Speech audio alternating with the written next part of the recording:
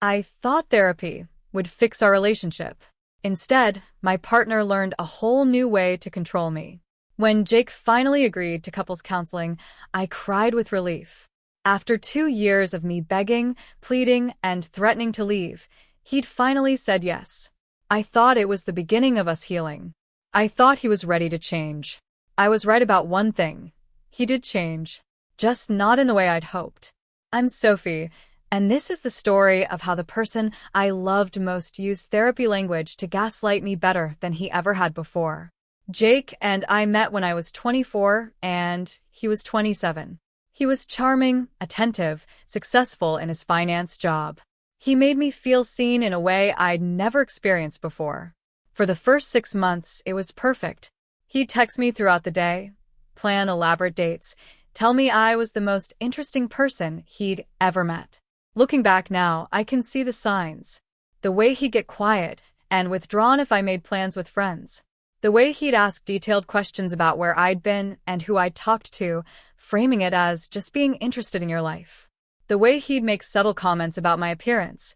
You look great, but that dress is a little tight, don't you think? Always followed by, I'm just trying to help you look your best, but I was in love. And when you're in love, you make excuses. The real problem started about 8 months in. We'd moved in together.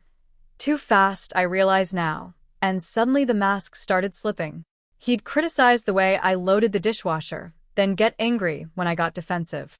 He'd make plans for both of us without asking me first, then act hurt when I said I'd already committed to something else. I was trying to do something nice for us, he'd say, his voice dripping with wounded disappointment. But I guess you'd rather be with your friends than with me. The fights got worse. He'd yell, I'd cry, and then he'd apologize and promise to do better. The cycle repeated every few weeks. I started walking on eggshells, trying to anticipate what would set him off, adjusting my behavior to keep the peace. My friends started commenting that I'd changed, that I seemed anxious all the time, that they never saw me anymore. I made excuses. Work was busy, Jake and I were home buddies, we were fine. But we weren't fine. By our second anniversary, I was exhausted. I'd tried everything I could think of to make the relationship work. I'd communicated my needs more clearly. I'd read relationship books. I'd suggested date nights and weekend getaways. Nothing changed. That's when I suggested couples therapy. You think there's something wrong with me? Jake said, his face hardening. You think I'm the problem? I think we both have things we could work on. I think a professional could help us communicate better. I communicate fine. You're the one who's always getting upset over nothing. Jake, we fight constantly. This isn't healthy. We fight because you're so sensitive. You take everything personally. I felt the familiar twist in my stomach, the one that told me I was wrong, that I was overreacting, that if I just tried harder to be less sensitive, everything would be fine. But a small voice in the back of my head, one that was getting harder to ignore, whispered, This isn't normal. This isn't okay. I think we need help, I said quietly. And if you love me, you'll try. He was silent for a long time. Then, fine. We'll go to therapy. But when the therapist tells you that you're the one with the problem, don't say I didn't warn you. We started couples therapy with Dr. Lisa Chun 2 weeks later. She was in her 50s, calm and measured, with an office full of plants and comfortable chairs. That first session, she asked us to each describe what brought us to therapy. I talked about the fighting, the criticism, the feeling of walking on eggshells. I talked about how I felt like I could never do anything right, how Jake's anger scared me sometimes, how I felt myself shrinking smaller and smaller to avoid conflict. Jake's turn was different. He was calm, almost clinical. He talked about how much he loved me, how he wanted our relationship to work, but how my anxiety and insecurity were creating problems. He said I was too dependent on him for emotional support, that I got upset over minor things and made them into major issues, that he felt like he was walking on eggshells around my emotions. I stared at him. He'd just described our dynamic, but reversed. Like he'd taken my experience and flipped it onto me. Dr. Chen listened carefully. She asked clarifying questions. She didn't take sides. At the end of the session, she said, We have a lot to work on. I'm going to want to meet with each of you individually as well as together. There are some patterns here that we need to unpack. Over the next few weeks, we settled into a routine. Couple session on Wednesdays, individual sessions every other week. Jake seemed engaged. He took notes. He asked Dr. Chen questions. He started using therapy language at home. I'm feeling triggered by your tone right now, he'd say when I asked him to help with dishes. I need you to respect my boundaries, he'd say when I wanted to talk about something that was bothering me. You're projecting your anxiety onto me, he'd say when I expressed concern about his behavior.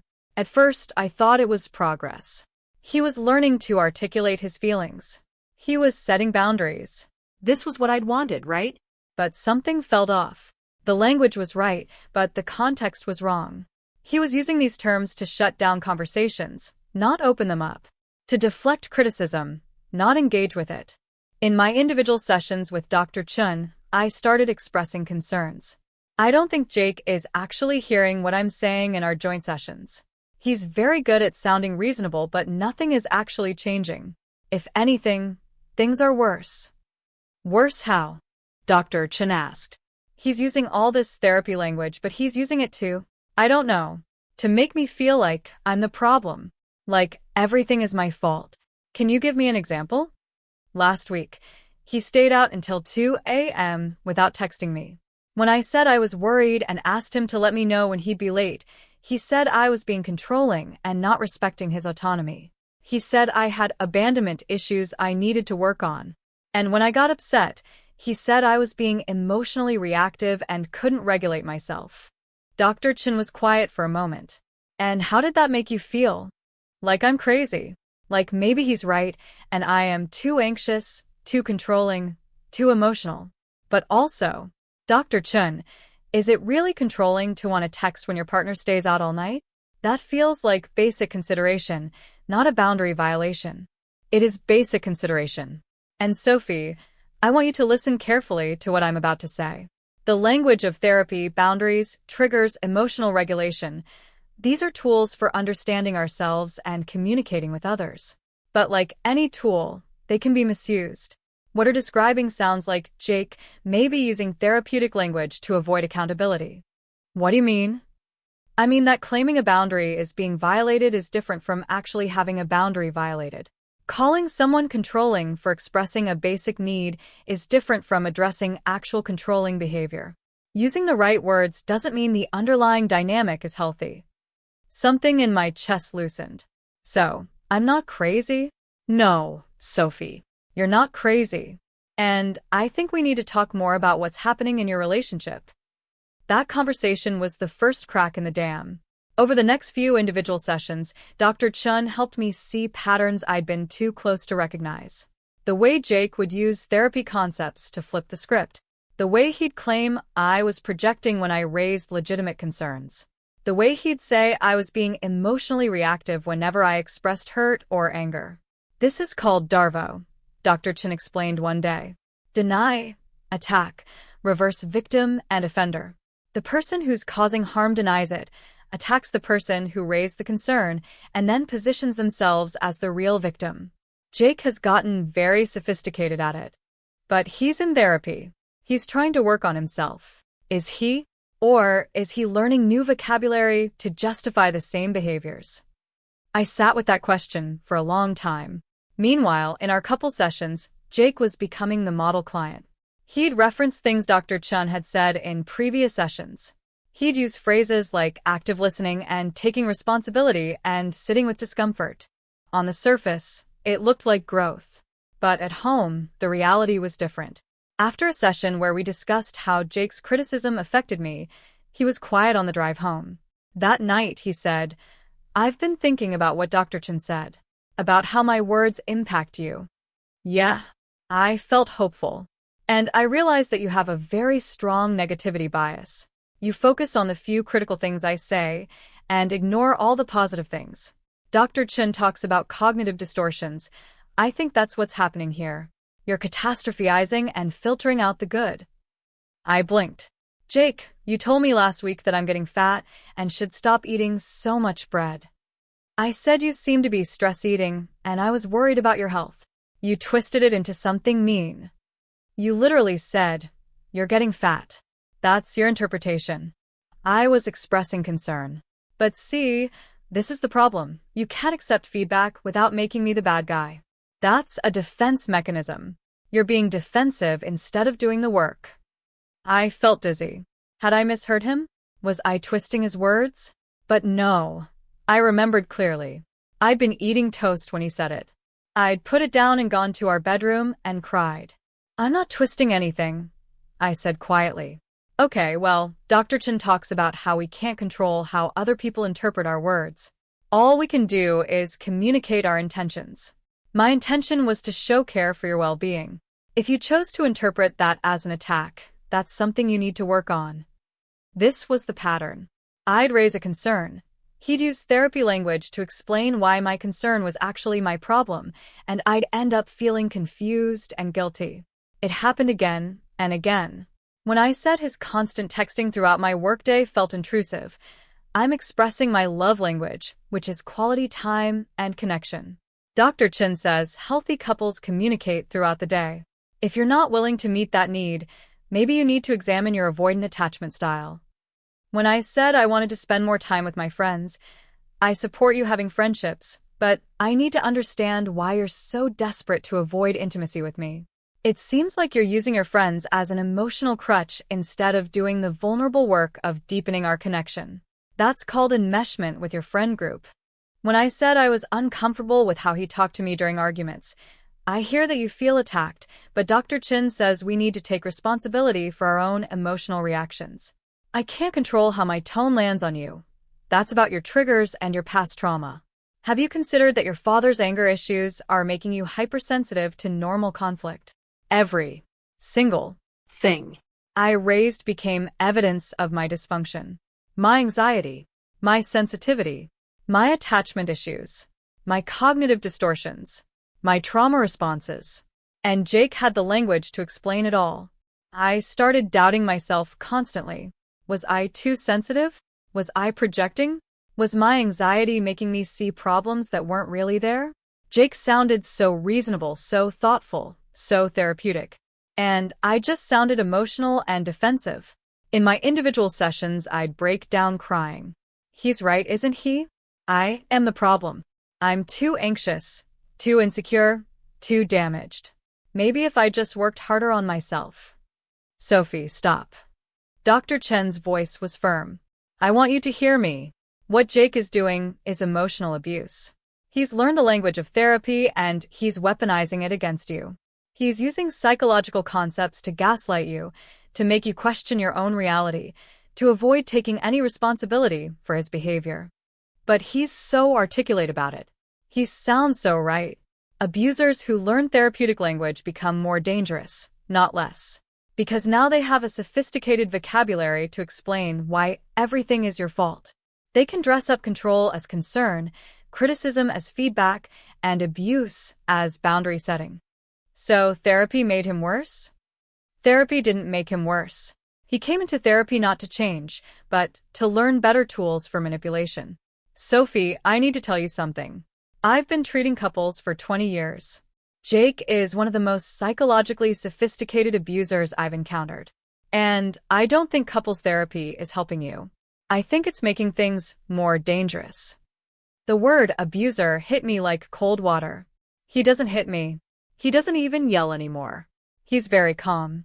Physical violence isn't the only form of abuse.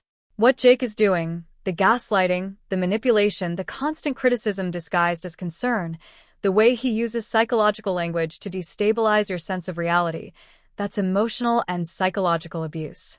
And it's incredibly damaging. So, what do I do? That's not for me to decide. But I will tell you that I don't believe Jake is here to change. I believe he's here to learn how to be better at what he's already doing. And I'm not comfortable continuing to provide couples therapy that might be giving him more tools to harm you. I sat in my car in the parking lot after that session for an hour, crying. Part of me wanted to reject everything Dr. Chen had said. Jake wasn't an abuser. He was just difficult, particular. We had communication problems, but we loved each other. But another part of me, the part that had been getting quieter and smaller over the past 2 years. That part knew she was right.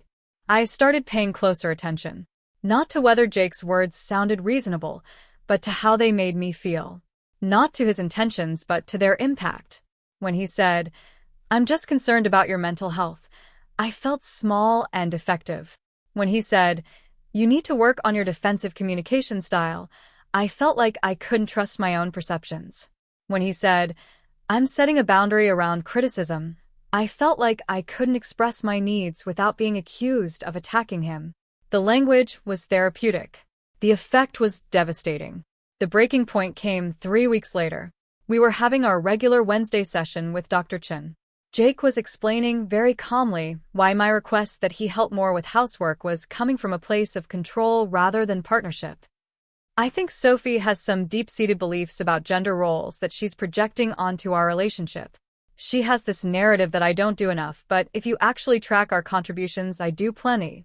The issue is that she doesn't value emotional labor the way she values physical labor, so she dismisses all the emotional heavy lifting I do in this relationship." Dr. Chen was quiet for a moment. Then she said something I'll never forget. "Jake, I've been listening to you talk about Sophie's issues for 12 weeks now. You can articulate her anxiety, her attachment style, her cognitive distortions, her defensiveness, her need for control. You've learned the language very well. But I haven't heard you once, not once, take genuine responsibility for any way you might be contributing to the problems in this relationship. So I'm going to ask you directly, what are you doing that's making things worse?" Jake's face went still. "I don't think that's a fair question. I'm here, aren't I? I'm doing the work. I'm in therapy. Being in therapy isn't the same as doing the work. So I'll ask again. What behaviors of yours do you think contribute to Sophie feeling unsafe, criticized, and controlled?" I think that's Sophie's perception, not reality. I think her anxiety. I'm not asking about Sophie's anxiety. I'm asking about your behavior. The silence stretched out. Jake's jaw was tight. Finally, he said, "I think we need a new therapist. Someone more neutral. You're clearly biased towards Sophie's narrative." "I'm not biased. I'm asking you to self-reflect, and you're deflecting. That's the pattern, Jake. Every time you're asked to look at your own behavior, you redirect to Sophie's issues. This is unprofessional. You're supposed to be helping us, not attacking me." "I'm not attacking you. I'm holding you accountable. There's a difference." Jake stood up. "We're done here. Sophie, let's go." I didn't move. "Sophie, we're leaving." I looked at Dr. Chen. She gave me the smallest nod. "No," I said quietly. "I'm staying." Jake's expression shifted through several emotions, surprise, anger, and then something cold and controlled. Fine. Stay. "But don't expect me to keep paying for these sessions where you and the therapist gang up on me." He left. The door closed behind him with a controlled click, not a slam, because Jake never slammed doors. That would look aggressive. Dr. Chen and I sat in silence for a moment. "Are you okay?" she asked. "I don't know. I think I just realized something." "What's that?" "He's never going to change. All this time, I thought if he just understood how his behavior affected me, he'd want to be different. But he doesn't want to be different. He wants me to accept his behavior and blame myself for not being okay with it." Yes. That's exactly right. "So, what do I do now?" "What do you want to do?" I thought about it, really thought about it. About the 2 years of walking on eggshells, the constant criticism, the feeling of being crazy, and these past 3 months, where it had somehow gotten worse under the guise of getting better. "I want to leave," I said. "I want to leave and never look back." "Okay, let's talk about how to do that safely." The next 2 weeks were the hardest of my life. Dr. Chen connected me with a domestic violence advocate. Yes, even though Jake had never hit me, what I was experiencing qualified as intimate partner abuse. The advocate helped me make a safety plan. I told only 2 people what I was planning, my best friend Emma and my sister. They helped me find a new apartment. Emma's boyfriend helped me move my things out one Saturday when Jake was at a work conference. I left a note. It said, "I'm leaving. Please don't contact me. I need space to heal and figure out who I am without you telling me." Jake texted 17 times that day, called 32 times. The text started concerned, then hurt, then angry, then desperate. Sophie, talk to me. Whatever's wrong, we can fix it. I can't believe you'd just leave without even discussing it. This is so immature. You're having an episode. Your anxiety is making you catastrophize. Come home, and let's talk rationally. You're really going to throw away 2 years because your therapist poisoned you against me? Fine. Run away. That's what you do when things get hard. You avoid intimacy and blame everyone else for your problems. I didn't respond to any of them. The advocate had warned me, engaging would only escalate things. After a few days, he tried a different approach. I've been doing a lot of self-reflection. You were right. I have things I need to work on. I'm looking for a new therapist, a male therapist, so maybe I'll feel more comfortable being vulnerable. Can we please talk? It was so tempting. This was what I'd wanted for 2 years, him admitting he had work to do. But I'd learned something important. Words without changed behavior are just manipulation. I blocked his number. He showed up at my new apartment 2 weeks later. I didn't answer the door. He left flowers outside with a card. I miss you. I'm sorry. I'm changing. Give me another chance. I threw the flowers away and filed for restraining order. The restraining order shocked him into reality. Or maybe it just showed him that this avenue of control wasn't working. Either way, the contact stopped. I spent the next 6 months in intensive therapy with a new therapist who specialized in recovering from psychological abuse. I had to unlearn so much. I had to learn to trust my own perceptions again.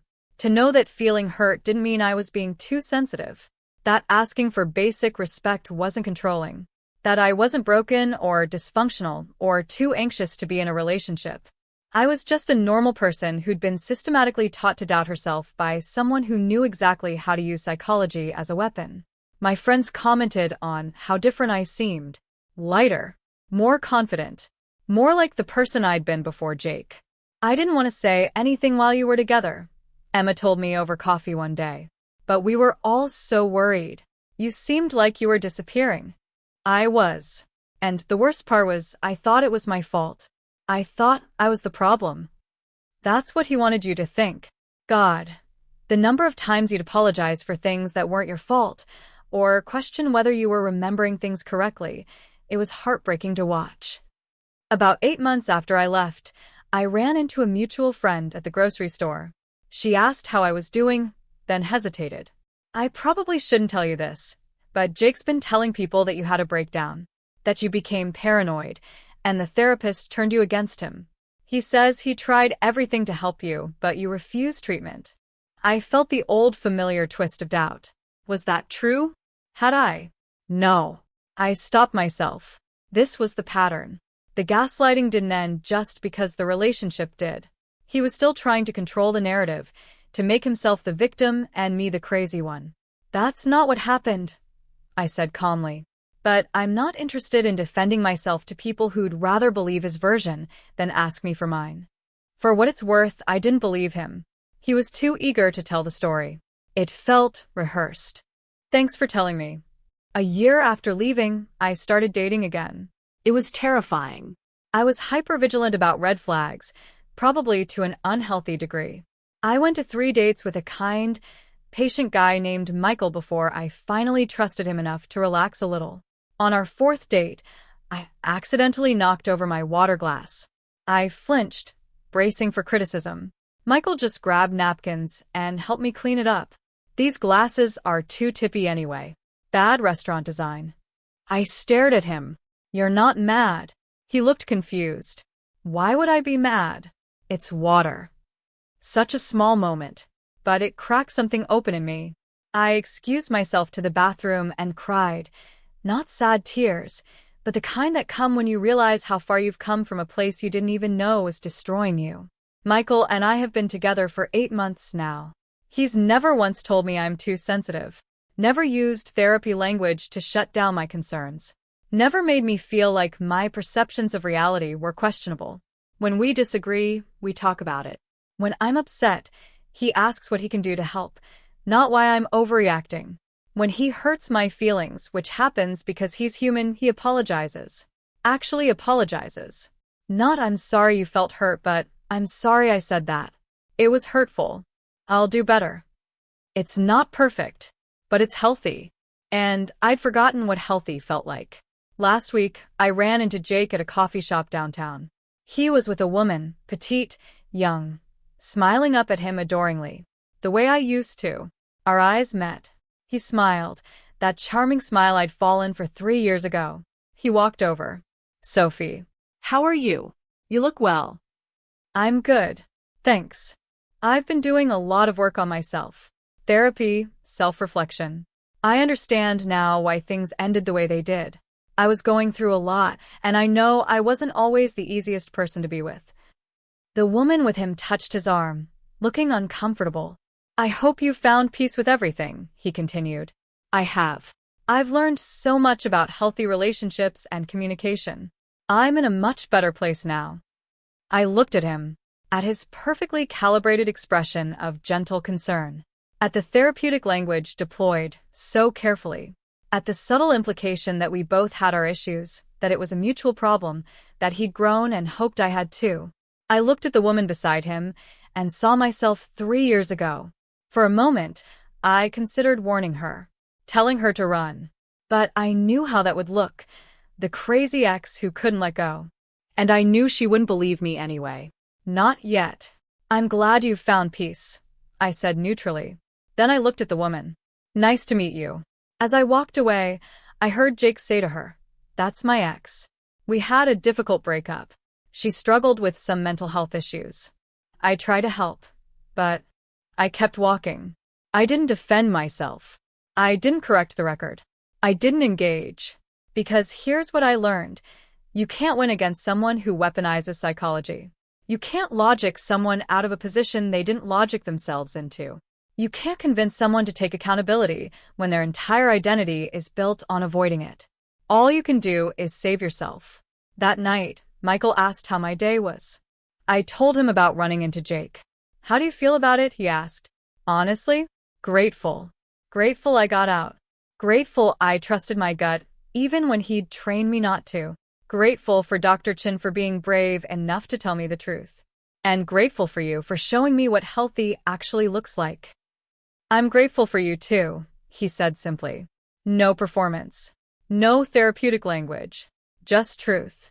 I thought about that woman in the coffee shop. About how she was probably feeling so lucky right now. So chosen. Jake was probably texting her throughout the day, planning elaborate dates, making her feel like the most interesting person he'd ever met. I wondered how long it would take before he suggested couples therapy. I wondered if she'd believe him when he told her she was too sensitive. I wondered if she'd have a Dr. Chin in her life to tell her the truth. I hoped so. But I also knew that some lessons can only be learned the hard way. I pulled out my journal, a habit I developed in therapy, and wrote, "Today I saw my ex. He's doing what he always did, using the language of healing to avoid actually healing. Using therapy speak to sound enlightened while doing the same harmful things. He'll probably get better at it, more sophisticated, more convincing. But that's not my problem anymore. I spent 2 years trying to fix a relationship with someone who didn't think anything was broken. I spent 3 months watching him learn psychology so he could gaslight me more effectively. I spent 6 months after leaving him unlearning all the lies he'd taught me about myself. And now I'm here. Free. Healing. With someone who doesn't need to use therapeutic language to justify basic human decency. The best revenge isn't proving you were right. It's building a life so healthy that the dysfunction you escaped becomes unrecognizable as love." I closed the journal and looked at Michael, who was reading on the couch, unconsciously reaching out to touch my foot when I sat down next to him. Such a small gesture. But it meant, I'm here. You're here. We're okay. No games. No manipulation. No weaponized psychology. Just presence. And that, I realized, was what I'd been fighting for all along. Not to win an argument or prove a point or make Jake see what he'd done. Just to exist in a space where my reality was respected and my feelings were valid, and I didn't have to defend my basic worth as a human being. I'd found that space. It hadn't been in couples therapy with a man who used psychology as a weapon. It had been in leaving, in choosing myself, in refusing to accept that love should feel like constantly proving you're not crazy. Some people learn therapy language to heal. Some people learn it to hide. The trick is knowing which one you're dealing with and having the courage to walk away when you figure it out. I walked away, and I've never been more proud of anything in my life.